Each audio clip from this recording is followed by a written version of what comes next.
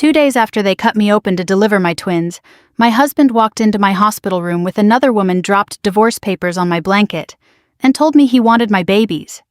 I remember the sound first. Not his voice, not hers. The monitor beside my bed. Beep, beep, beep. Slow, steady, like it didn't care that my life had just split open wider than the incision across my stomach. I couldn't sit up all the way. Every movement pulled at the stitches. My gown stuck to my skin. I still smelled like antiseptic and something metallic underneath it. My arms felt heavy, like they weren't fully mine yet. And then there was her. Vanessa. I didn't know her name yet, but I noticed everything else. The heels, sharp thin, clicking against hospital tile like she'd taken a wrong turn into the wrong world. The perfume strong, powdery. Chanel No. 5, I realized later. It floated over everything, over the disinfectant, over the faint, warm smell of milk and newborn skin. She stood just behind him like she belonged there. Grant didn't look at me the way a husband should look at his wife after she'd just given birth to his children. He looked efficient, like this was something he needed to get through before lunch. "Evelyn," he said, setting a folder down across my lap like it was a closing document. "We need to handle this now." My fingers twitched where they rested against the blanket. I could feel the tape from the IV still stuck to the back of my hand. "What is this?" I asked, though I already knew. "Divorce," he said, calm, controlled. "It's straightforward." Vanessa shifted her weight, crossed her arms, took in the room like she was evaluating it. Her eyes flicked briefly to the bassinet beside me, 2 tiny blankets, one pink, one blue. Noah and Nora were asleep, curled into themselves, like they still thought they were sharing the same space. She didn't step closer. Didn't ask anything. Just watched. Grant opened the folder and slid a few pages toward me. "You sign this, I transfer $4 million into an account under your name. No complications, no drawn-out process." I blinked slowly. My vision still wasn't completely steady. "And the babies?" I asked. He didn't hesitate. "I'll take them." There it was, clean, flat, like he was claiming property. "You're not in a position to handle twins," he added. "Not like this. It's not realistic." Something in my chest tightened. Not sharp, not explosive, just heavy. Vanessa finally spoke. Her voice was light, almost bored. "It's honestly the best arrangement," she said. "You can recover, start fresh somewhere nice." I looked at her then, really looked. Perfect hair, perfect makeup, not a wrinkle in her dress. She looked like she'd stepped out of a brunch in Dallas, not into a maternity ward where women were bleeding, crying, learning how to feed their children. I wondered briefly if she knew what it felt like to have your body cut open and then handed 2 lives to keep alive. Probably not. Grant tapped the papers lightly. "I already had this prepared. We don't need to make this emotional." That's when I noticed the pen. He didn't reach for the hospital tray, didn't ask a nurse. He pulled one out of his jacket pocket. His pen. Silver, heavy, the one he used when he wanted to feel important signing something. He held it out to me. Like this was just another transaction. My hand lifted automatically, then paused halfway. It was shaking. Not from fear, from everything else. The meds, the blood loss, the exhaustion that sat deep in my bones.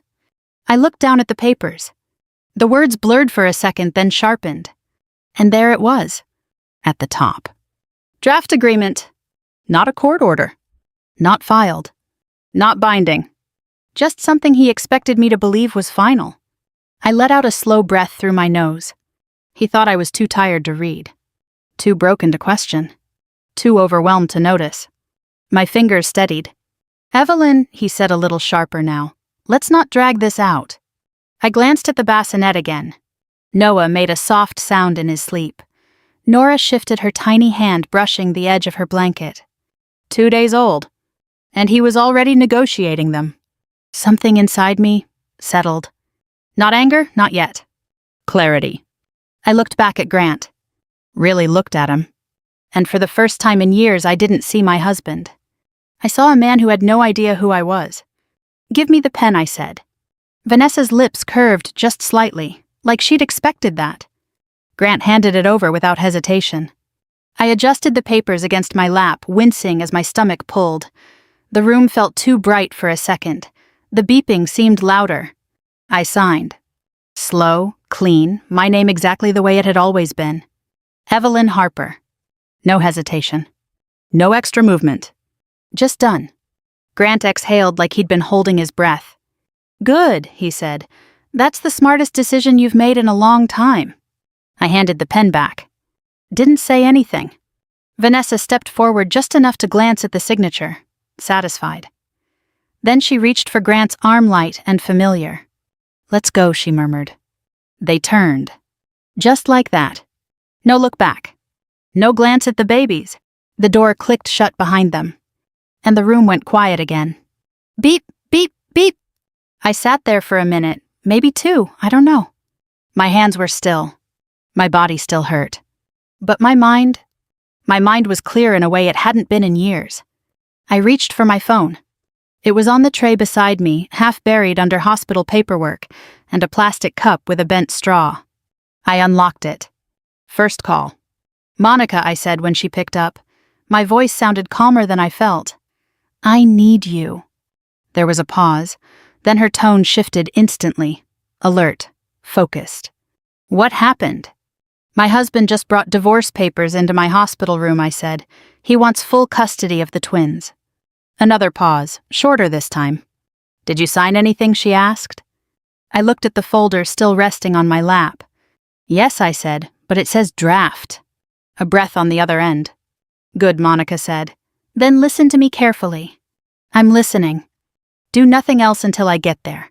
Don't agree to anything verbally. Don't leave with him. And Evelyn, her voice softened just a fraction. You are not losing your children. I closed my eyes for a second. Okay, I said. I hung up. Second call. Ruth. It rang longer. Then her voice came through steady but older, edged with concern. Evelyn, is everything all right? Are the babies? Ruth, I said quietly.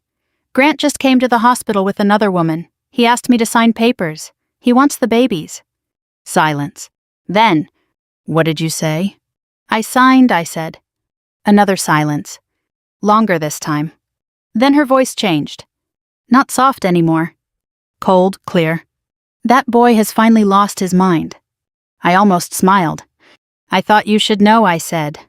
You did right calling me, Ruth replied. Stay where you are. I'll handle my end. My end. I knew what that meant. I ended the call and set the phone down. For a moment I just sat there.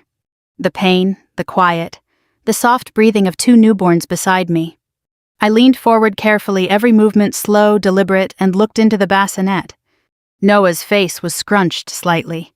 Nora's mouth was open just a little, like she was about to yawn. I brushed a finger gently across the edge of her blanket. I've got you, I whispered. And I meant it in a way I hadn't said it before. Not as a promise, as a decision. I leaned back against the pillows and stared at the door Grant had just walked through. He thought this was the end of something. That I'd fold. Disappear quietly with a check and a signature. He thought he had control. He thought he had already won. I let out a slow breath. No. What I signed wasn't surrender. It was permission. Permission for him to believe the story he'd already written in his head. And by morning, he was going to realize just how wrong he was. For 9 years, people thought my husband ran everything. That's the version he liked to present. Grant Harper, commercial real estate, clean suits, firm handshake, the kind of man who always sounded like he knew exactly what he was doing even when he didn't. And me, I was his wife. The one who smiled at the right dinners, sent thank you notes, remembered birthdays, kept the house running. That's what people saw. What they didn't see was everything else. I was the one who knew where every document lived, not just somewhere in a drawer, I mean exactly where, which folder, which tab, which year. I knew which accounts were joint, which weren't, and which ones Grant had opened thinking I'd never notice. I scheduled every appointment for his mother, every follow-up, every prescription refill. I sat in waiting rooms with her while Grant had meetings.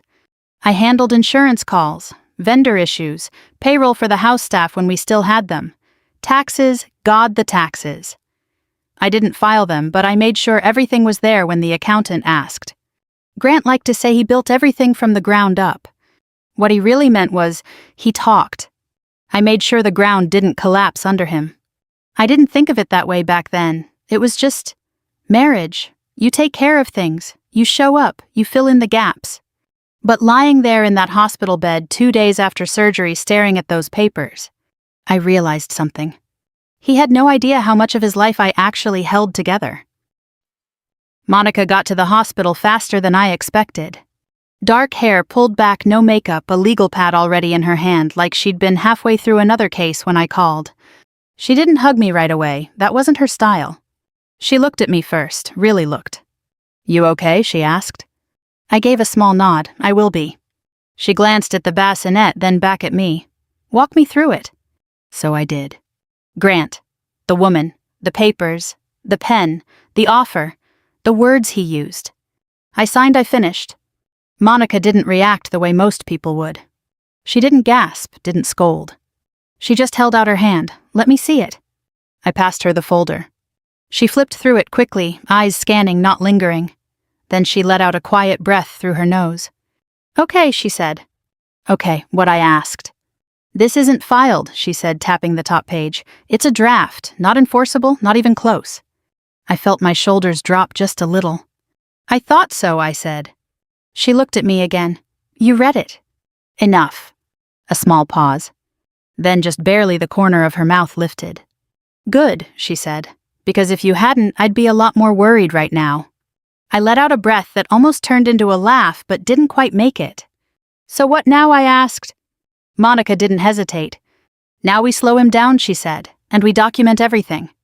She sat down beside the bed, already writing.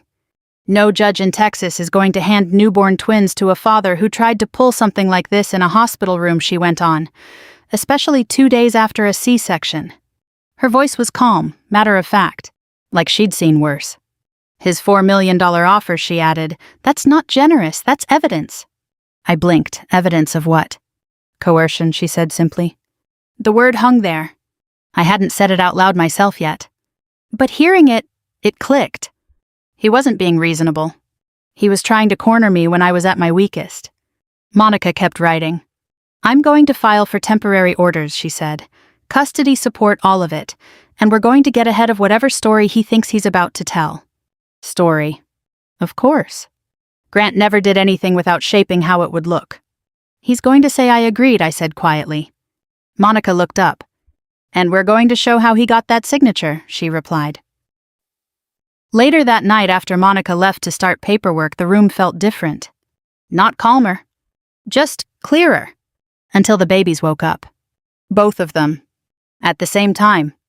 I tried to sit up too fast and immediately regretted it. Pain shot across my stomach, sharp and hot. Okay, I murmured more to myself than them. Noah's cry was louder. Nora's was softer but constant. I fumbled with the bassinet, lifting Noah first. My arms still felt weak. He was so small it scared me a little how much he depended on me already. I tried to get him to latch.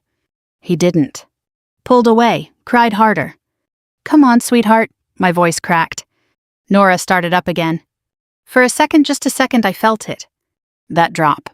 That overwhelming, crushing thought. I can't do this. Not like this. Not alone. Not when everything is falling apart at the same time. Tears burned behind my eyes before I could stop them. And the worst part, a piece of my brain was still thinking about documents, about what Monica said, about what Grant might do next. I hated that. "I'm sorry," I whispered, pressing my forehead lightly against Noah's. "I'm here. I'm trying." A nurse came in not long after, calm, kind, showed me how to adjust my hold, how to help him latch better. "It takes time," she said gently. "You're doing fine." Fine. It didn't feel like fine, but I nodded anyway. My phone buzzed on the tray. A message. From Grant. I stared at the screen for a second before opening it. "We need to finalize things quickly. Don't make this harder than it has to be. No, how are you? No, how are the babies?" Just that. I let out a slow breath. Didn't respond. Set the phone face down. About an hour later, it rang again. This time it was Ruth. I picked up immediately. "Evelyn," she said. "No greeting, just my name." "Yes." I spoke to my attorney, she continued, "and I've reviewed a few things your husband seems to have misunderstood."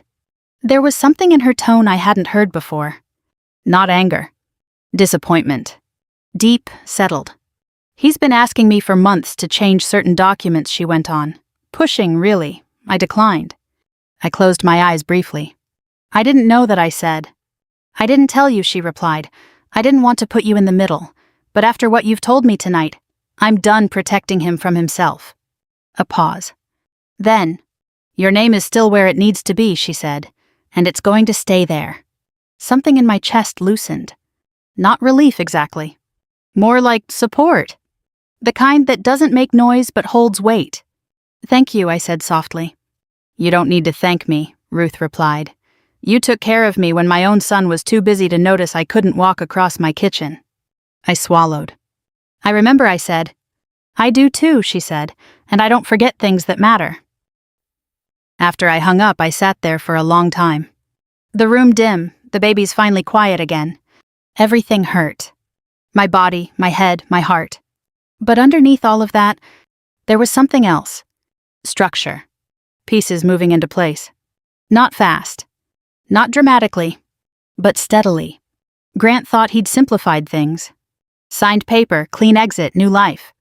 What he'd actually done was pull a thread he didn't even know existed. And by morning, that thread was already starting to unravel everything he thought he controlled. By the next morning, my husband wasn't trying to take my babies anymore. He was trying to figure out what he'd just lost. I didn't see it right away. At 3:12 a.m., I was still sitting in that hospital bed, one leg half numb, the other aching, with Noah finally asleep against my chest, and Nora making soft, restless sounds beside me. The hallway lights leaked in under the door. The room smelled like formula and plastic and something faintly sour I couldn't place. I hadn't slept. Not really. Every time I closed my eyes, my mind replayed it. Grant standing there, calm, confident, like he was rearranging furniture instead of people's lives. I shifted, slightly wincing as my incision pulled. Easy, I murmured to myself. Noah stirred, then settled again. For a second, everything was quiet. Then my phone buzzed.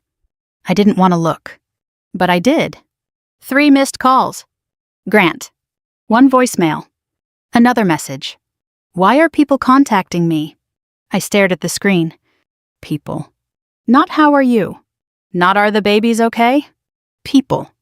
I let out a slow breath. Didn't respond. By 7:30 a.m., things started moving faster. Monica called first. I filed, she said, no preamble.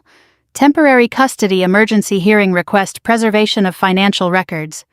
I shifted the phone against my ear. Already. Yes, she said, and it's good we did. Why? A pause. Because your husband's already talking, she said. Of course he was. What is he saying, I asked. That you agreed, she replied. That you signed willingly and don't want the responsibility. Something sharp flickered through me. Not panic. Not exactly anger. Just recognition. This was his pattern. Control the narrative. Always. He's also trying to move things quickly on his end, Monica added, but he didn't expect us to move first. I closed my eyes briefly. He never does, I said. Monica didn't laugh. Stay where you are until discharge, she said. I'll handle the rest. And Evelyn, don't engage with him directly. I won't. I meant that. Around mid-morning, I finally got discharged. It wasn't dramatic. No big moment. Just a nurse helping me into a loose pair of sweatpants, showing me how to move without pulling the stitches, handing me a stack of instructions I barely processed. Take it slow, she said gently. You've been through a lot. That felt like the understatement of the year. Noah and Nora were bundled into their car seats. They looked impossibly small, swallowed by blankets and straps. I moved carefully, every step deliberate. Outside, the Texas sun hit me harder than I expected. Bright, warm, almost offensive after the dim hospital room. A black SUV waited at the curb. Ruth's driver. He stepped out, nodded politely, took the bags without asking questions. Ma'am, he said. I nodded back. No explanation needed. The condo in Dallas was quiet. Too quiet at first. Minimal furniture, clean lines, a space that hadn't been lived in yet. Perfect for now. I set the babies down one at a time, adjusting their blankets, checking them twice even though I didn't need to. Then I sat. Finally. The silence pressed in for a second. Then Nora started crying. Of course she did. I let out a small, tired laugh. Okay, I said, pushing myself up slowly. We're doing this. Grant called again around noon. I watched it ring. Let it go. A minute later, another message. Evelyn, pick up the phone. Then, this isn't how we agreed. I actually smiled at that. Not because it was funny. Because it was so predictable. I didn't answer. Instead, I opened another message. This one from a number I didn't recognize. I hesitated. Then tapped. Vanessa. Of course. The message was longer than his. You really should have thought this through. Grant is trying to be reasonable. You're making things messy for no reason. The babies need stability, not whatever this is. I read it twice. Then a third time. My thumb hovered over the keyboard. For a second I imagined what I could say. Something sharp. Something cutting. Something that would make her feel even a fraction of what I felt standing in that hospital room. Instead, I took a screenshot. Saved it. Closed the message. Didn't reply. Control. That's what this was about now. Not reaction. Later that afternoon, Monica called again. Things are escalating, she said. How so? Your husband's accounts are being reviewed, she said carefully. Nothing illegal on your end, but he's realizing he doesn't have the clean access he thought he did. I leaned back against the couch, exhaustion settling deeper into my bones. Good, I said quietly. There was a brief pause. Then Monica added, also he posted something. I sighed, of course he did. Picture of him holding one of the babies, she said. Caption about stepping up as a father and doing what's best for his children. I closed my eyes. I could see it without even opening the app. The angle, the lighting, the careful wording. The performance. I haven't slept in 2 days, I murmured, and he's playing hero. That won't hold, Monica said. I know. Still, it stung. Not because I believed it. Because other people might. That night was worse. No nurse. No help. Just me. And 2 newborns. Noah refused to settle. Nora fed, then cried, then fed again. I tried everything. Rocking, swaddling, whispering. My body ached. My incision burned every time I stood up. At one point, I ended up sitting on the edge of the bed, both babies crying my head in my hands. I can't, I started, then stopped. The words didn't come out fully, but the thought was there. Loud. Heavy. For a moment, I let it be. Let myself feel it. The doubt, the fear, the sheer exhaustion of doing this without a partner. Then my phone buzzed again. A message from Monica. Breathe. You're doing exactly what you need to do. Stay steady. I stared at the screen.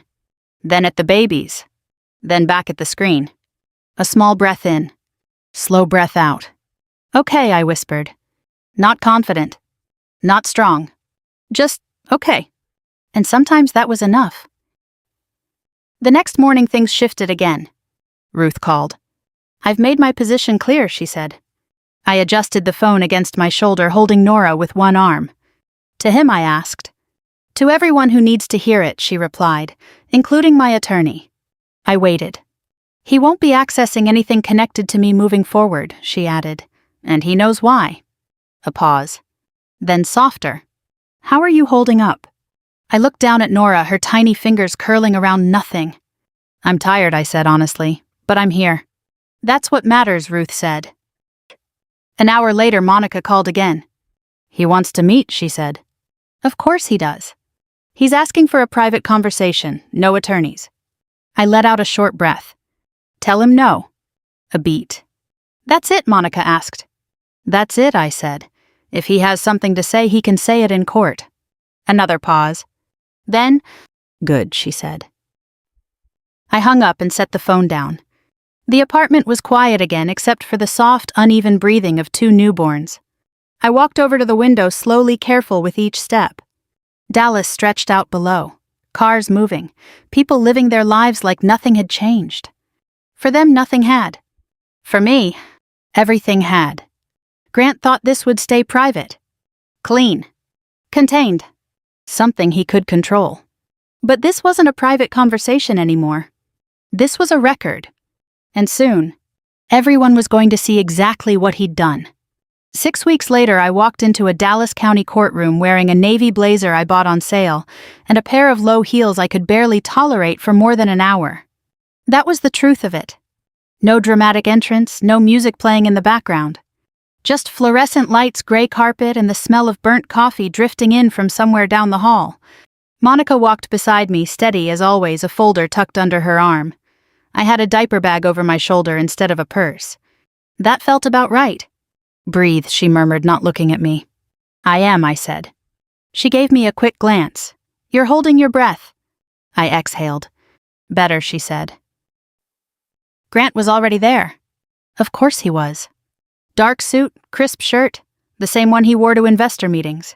He stood near the front talking to his attorney like nothing about this day was unusual.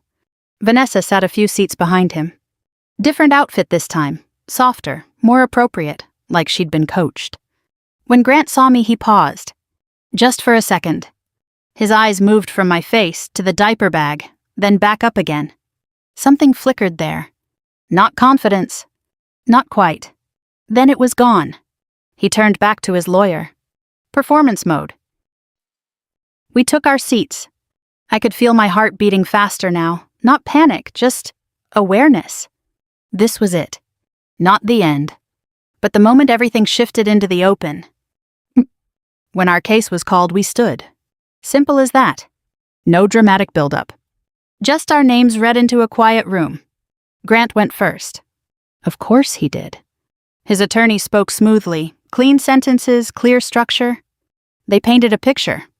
Grant responsible, prepared, stable, me overwhelmed, emotional, uncertain. I stood there listening, hands folded loosely in front of me. 6 weeks ago, that version of me might have shaken. Now, I just listened. Then Monica stood. She didn't rush. Didn't raise her voice. She simply started laying things out. Timeline first. 2 days after a C-section, she said calmly, "My client was presented with a divorce document in her hospital room in the presence of another woman." The room went still. No one moved. Monica continued. "The document was not filed. It was labeled as a draft. At that time, Ms. Harper was recovering from surgery and under medication." Grant shifted slightly beside his attorney. Small movement, but I saw it. Then came the details. Not dramatic. Just precise. The offer. The wording. The timing. Every piece placed exactly where it belonged. This was not a negotiation, Monica said. It was pressure applied at a moment of medical vulnerability. There it was again. That word. Coercion. She didn't even have to say it out loud this time. It was already in the air. Then Ruth stood. And everything changed. She walked slower than she used to, but her posture was still straight. Her voice when she spoke carried across the room without effort. "I'm Grant's mother," she said. No hesitation. No softness. "I'm also familiar with how he handles things when he believes no one will challenge him." Grant's jaw tightened. "Evelyn cared for me when I couldn't walk," Ruth continued. "She handled my appointments, my medications, my recovery." A brief pause. "My son was too busy." There were a few subtle shifts in the room, people leaning slightly, listening harder. Ruth went on. "I've watched how this situation unfolded, and I can say this clearly, my son does not understand what raising newborns actually requires." Another pause. "He wants the image of a father," she said, "not the responsibility." Grant's attorney shifted now. Vanessa looked down. Then came the part that landed hardest. Monica asked a few simple questions.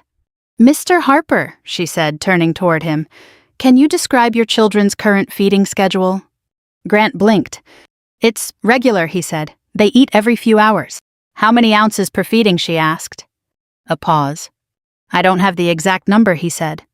"Name of their pediatrician." Another pause. His attorney leaned in slightly. Grant cleared his throat. "I don't recall at the moment." The silence in the room stretched. Not loud, but heavy. Then Vanessa spoke. "No one asked her to. I mean, we were planning to get a nanny," she said quickly, "so the day-to-day wouldn't really—" She stopped. Too late. The words hung there. I didn't look at her. I didn't need to. The judge hadn't said much up to that point. just listened. But now, he shifted, picked up a set of papers, flipped through them slowly. The sound filled the room. Paper against paper. Steady. Deliberate. It was the loudest thing I'd heard all morning. Then Monica nodded to me. My turn. I stepped forward. Not far. Just enough. My hands were steady. My voice quieter than I expected. But clear. 2 days after surgery, I said I was still trying to sit up without pain. I paused. Not for effect. Just because that memory still sat heavy in my body. My children were less than 48 hours old, I continued, and my husband walked into that room with another woman and asked me to sign papers giving them up. No drama. No raised voice. Just truth. They weren't a decision, I said. They weren't something to negotiate. I stopped. That was enough. When it was over, we stepped back. No applause. No sudden resolution. Just the quiet movement of a system doing what it does. But I could feel it. The shift. Grant stood there still in his expensive suit, still holding on to pieces of the story he'd built. But it wasn't holding the same way anymore. The judge spoke. Measured, direct. Temporary orders. Primary custody granted to me. Structured visitation. Conditions. Nothing dramatic in the wording, but everything in the meaning. Grant's face didn't change much. But his eyes did. For the first time since all of this started. He looked uncertain. Outside the courtroom, people moved around us. Other cases, other stories. Life continuing. Grant stepped toward me. Evelyn, he said. I turned. Waited. We should talk, he added, privately. I adjusted the strap on the diaper bag. Looked at him for a second. Then shook my head. You can go through Monica, I said. His mouth tightened. This doesn't have to be. It already is, I replied. Not sharp. Not loud. Just done. I turned and walked away. Each step still a little careful. Still healing. But steady. Behind me I could feel it. That moment. The one where he realized he wasn't controlling this anymore. Not the story. Not the outcome. Not me. 3 months later, my life didn't look anything like it used to. And that was the point. I was standing in the drive-through line at a Starbucks just outside Plano, one hand on the wheel, the other resting on a paper cup that had already gone lukewarm. The twins were in the back, both asleep for once. It felt like a small miracle. The car wasn't fancy, just a practical SUV Ruth insisted I take safe, reliable, nothing flashy.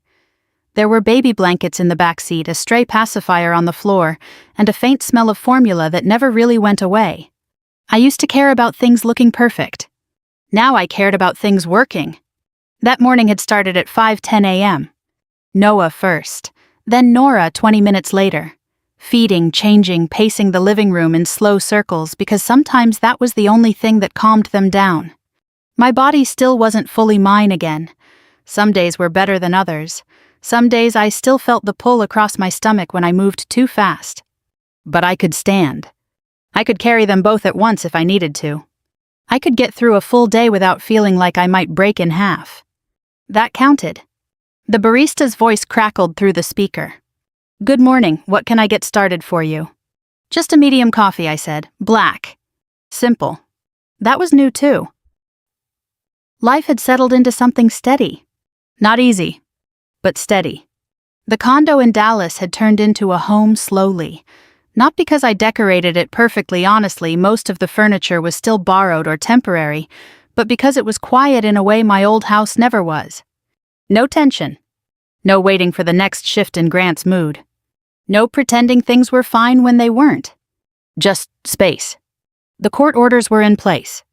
Grant had scheduled visitation. Supervised at first. Structured. He didn't like it. That much was obvious, but he followed it. Because now there were eyes on everything. And paper trails. And consequences. Vanessa. She faded out faster than I expected. Not with drama. No big scene. Just less visible. Fewer posts. Fewer appearances. Until one day nothing at all. I didn't ask. Didn't need to. Some things don't survive contact with reality. Ruth visited once a week, always at the same time. Always with something small in her hands, groceries, a blanket, a quiet suggestion I hadn't thought of yet. One afternoon she brought 2 envelopes. Plain. Unremarkable. She set them on the table while I was adjusting Nora's blanket. "These are for the children," she said. I looked at her. "What is it?" "Accounts," she replied, "separate, protected." I didn't ask for details. I didn't need them. "What about Grant?" I asked. Ruth's expression didn't change. "He won't be touching those," she said. Simple. Final. I nodded. "Thank you," I said. She shook her head slightly. "No," she replied. "This is what should have been done a long time ago." There were still hard days. Of course there were. Days when both babies cried at the same time and nothing seemed to help. Days when I forgot to eat until mid-afternoon.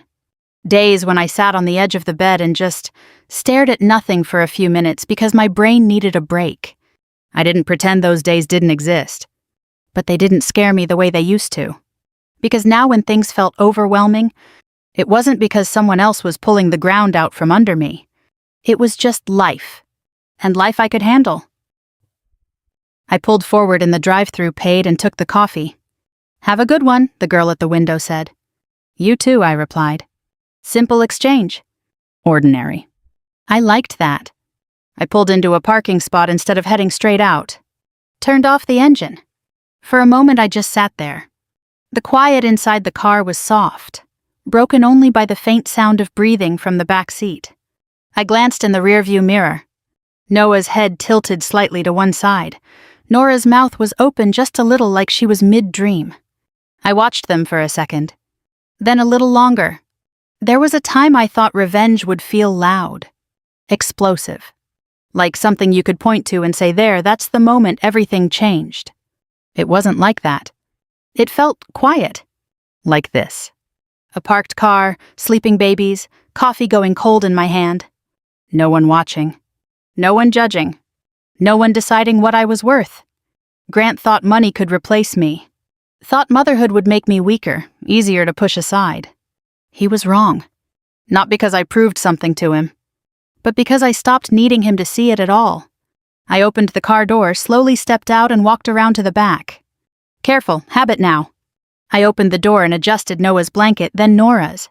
"Hey," I whispered even though they were asleep. "We're okay." More than okay. I closed the door gently and stood there for a second, one hand resting against the car. The sun was warm. The air smelled like pavement and coffee and something faintly sweet from the bakery next door. Normal. That was the word. Not perfect. Not easy. But real. I got back into the driver's seat, started the engine, and pulled out onto the road. No rush. No fear. Just forward. If you've ever been underestimated, if someone ever decided your life for you without asking, I hope you remember this. You don't have to win loudly. You just have to stop letting the wrong person write your story. And if this meant something to you even a little, thank you for listening.